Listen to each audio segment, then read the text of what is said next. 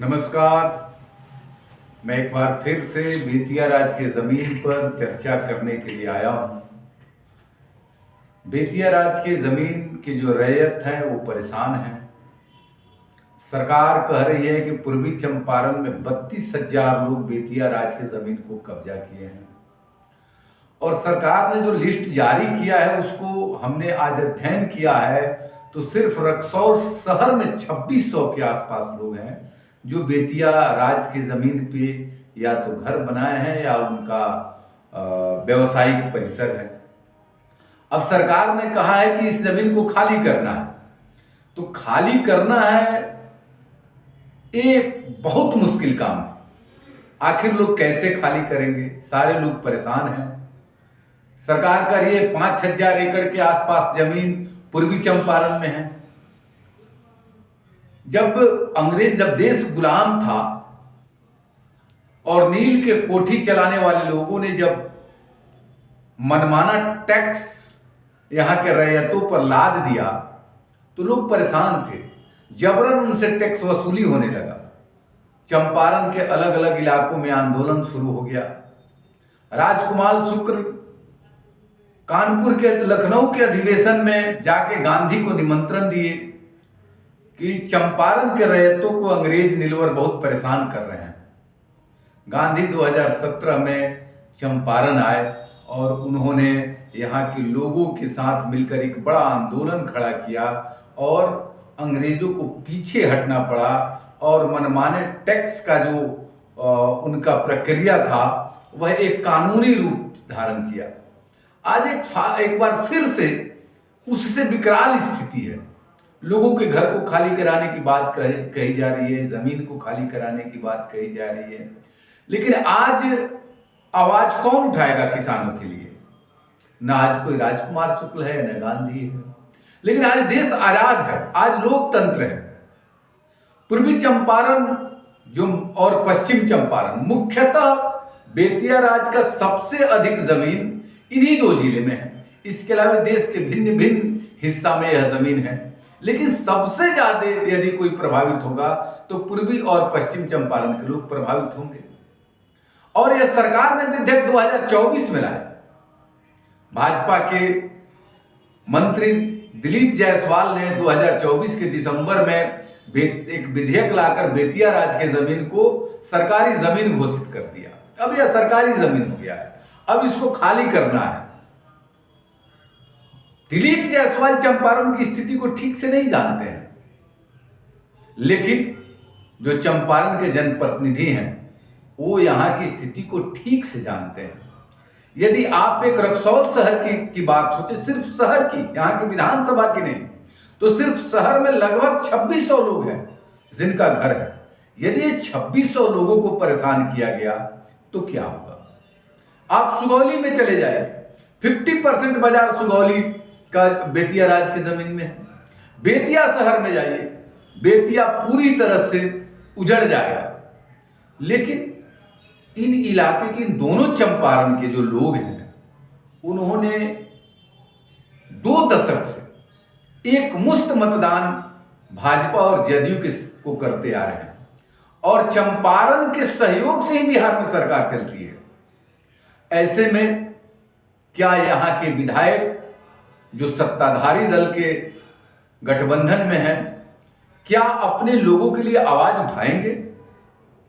क्या वो विधानसभा में मुख्यमंत्री को या मंत्री को यह लिखकर नहीं दे सकते हैं कि चंपारण में यदि बेतिया राज की जमीन को छीना गया तो यहां एक बड़ी त्रासदी सामने आ जाएगा?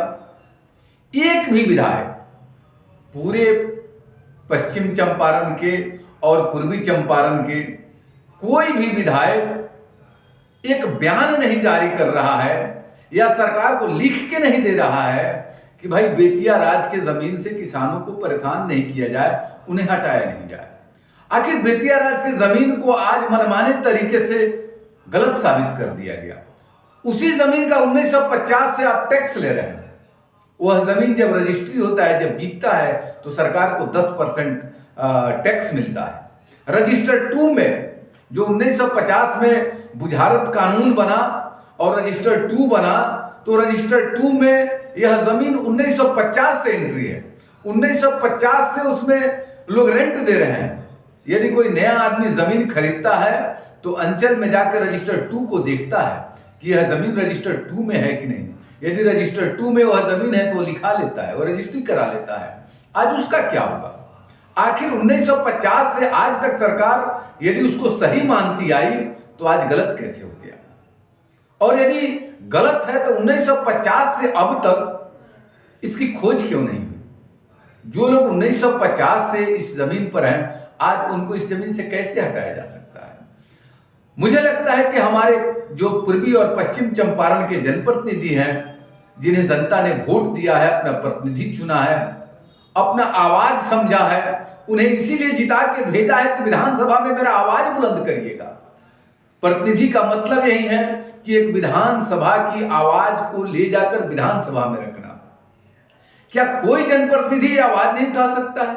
या चंपारण, दोनों चंपारण के विधायक क्या अपने चंपारण के लोगों के लिए एक प्लेटफॉर्म पे नहीं आ सकते हैं? क्या वह एक प्लेटफॉर्म पे आके सरकार से यह मांग नहीं कर सकते हैं कि भाई आप स्थिति को स्पष्ट करिए कि यह जमीन गलत कैसे है, और गलत है तो इतने दिनों से लोग के कब्जे में कैसे है, और इतने दिनों से कब्जे में है तो आज हटा कैसे देंगे, और यदि हटा देंगे तो यहाँ के लोग परेशान हो जाएंगे। लेकिन कोई आवाज नहीं उठा रहा है। पिछली विधानसभा में एक आवाज उठाने वाला व्यक्ति था, सिकटा के विधायक वीरेंद्र प्रसाद। हालांकि वो इस बार चुनाव नहीं जीते हैं। उन्होंने विधानसभा में खड़ा होकर कहा था कि यदि बेतिया राज के जमीन से लोगों को हटाया जाएगा तो लोग मर जाएंगे, यदि उस पर से रोक नहीं हटाया जाएगा, उसके रजिस्ट्री पर से प्रतिबंध नहीं हटाया जाएगा तो लोग की बेटियां की शादी नहीं हो पाएगी, लोग के बच्चे पढ़ नहीं पाएंगे। लेकिन उनके अलावा एक भी आदमी, एक भी विधायक यह आवाज नहीं उठाया। हाँ, विधान परिषद में निश्चित रूप से पूर्वी चंपारण के एमएलसी महेश्वर प्रसाद सिंह ने आवाज बुलंद किया था और उन्होंने कहा कि सरकार को बेतिया राज के जमीन को ठीक से अध्ययन करना चाहिए, और यह अध्ययन आज से नहीं होनी चाहिए, यह तब से होनी चाहिए जब बेतिया राजा के जमीन पर चंपारण के किसान रैयत बनकर खेती करते थे। अंग्रेज आए, उन्होंने रजिस्टर 1 में लोगों को जमीन दिया और रजिस्टर 1 से उन्होंने टैक्स लिया, और कैसे बेतिया के राजा पर जब ऋण हो गया तो उन्होंने 75 लाख रुपया ऋण लिया, और इंडिगो कंपनी से बेतिया राज के मैनेजर ने उसको मैनेज करा के और 14 कोठियों को 5.5 लाख रुपया सालाना के टैक्स पर 14 कोठियां मुकर्रर किया गया, और 5.5 लाख रुपया इसलिए मुकर्रर किया गया कि इसी 5.5 लाख रुपया से वह ऋण सधाया जाएगा। इस तरह की तमाम चीजें हैं जिसकी अध्ययन जरूरी है। सरकार आनन फानन में एक विधेयक लाकर चंपारण के लोगों से उनका जमीन हड़पना चाहती है, वह लेना चाहती है।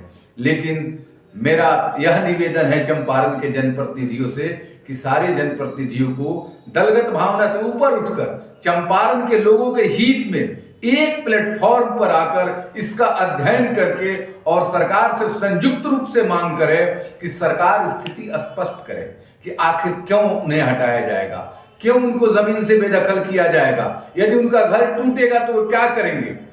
कुछ लोग कह रहे हैं कि नहीं वो तो नहीं टूटेगा, लेकिन सवाल यह है कि घर बाद में टूटे, लेकिन जिनका खाली जमीन है, यदि खाली जमीन सरकार ले ले, जिनका सरकारी परियोजना में वह जमीन पड़ा उनको मुआवजा नहीं मिला, यदि वही लोग यदि जमीन रजिस्ट्री 2 साल 4 साल 5 साल पहले कराए हैं और आज उनका जमीन किसी भी सरकारी परियोजना में जा रहा है और उसका मुआवजा नहीं मिल रहा है, उनके लिए कितना कष्टकर है यह कौन समझेगा। चंपारण एनडीए को 4 सांसद देता है, ये चारों सांसद और इस दोनों जिला के विधायक यदि एक प्लेटफॉर्म पर आकर चंपारण की आवाज को यदि नहीं बुलंद करेंगे, चंपारण के लिए यदि लड़ाई नहीं लड़ेंगे, चंपारण के लिए यदि सरकार के सामने वो अपने लोगों का पक्ष नहीं रखेंगे, तो निश्चित रूप से यहाँ की जनता परेशान हो जाएगी। यहाँ के जनता को काफी कठिनाई का सामना करना होगा। आज भी लोग परेशान हैं, लोगों के अंदर यह कष्ट है कि सरकार उनकी जमीन हड़पना चाहती है। सरकार आज तक एक बेहतर तरीके से सामने आकर यह पक्ष नहीं रखा। वह विधानसभा में बिल पेश किया, अपने जांच किया और अपने जिलाधिकारी को एक पत्र देके कह दिया कि सारी जमीन को खाली कराइए। जिलाधिकारी ने एक सूची जारी कर दिया और सूची जारी करने में चंपारण के लगभग सभी वो 32,000 रैयत का नाम है, जिसमें सिर्फ रक्सौल शहर के 2600 लोगों के आसपास का नाम है। शहर का, रक्सौल प्रखंड का नहीं। एक एक गांव में 200-200 लोगों का जमीन बेतिया राज का है, जिन पे उनकी खेती उनकी 7 पुश्तों से लोग कर रही है। आज सरकार कह रही है मेरी जमीन है, उसको खाली करिए। इसके लिए लिस्ट बाजाबता डिस्ट्रिक्ट एडमिनिस्ट्रेशन के पोर्टल पर डाल दिया गया है। इसलिए चंपारण के लोगों को निश्चित रूप से सरकार से अपने जनप्रतिनिधियों के माध्यम से यह मांग करना चाहिए कि वह स्थिति को स्पष्ट करें और यदि यह जमीन उनका लिया जाएगा तो बिल्कुल रूप से बिल्कुल ही चंपारण उजड़ जाएगा। अब देखने वाला है कि आखिर कौन जनप्रतिनिधि आवाज उठाता है और क्या जब किसी शहर में घर तोड़े जाएंगे तो क्या वे लोग अपने जनप्रतिनिधि के पास नहीं जाएंगे। मुझे लगता है कि इसके लिए एक अभियान शुरू होनी चाहिए और चंपारण के इन्हीं विधायकों में से किसी न किसी को आगे आकर इसके लिए आवाज बुलंद करना होगा और अभियान चलाना होगा। सभी को एक प्लेटफॉर्म पर लाना होगा, तभी जाके चंपारण बचेगा, नहीं तो चंपारण के लोग काफ़ी परेशान होंगे। इन्हीं बातों के साथ हम फिर अगले कड़ी में किसी विशेषज्ञ वकील का बेतिया राज के ज़मीन पर हक अधिकार के संबंध में उनका बयान लेकर आएंगे।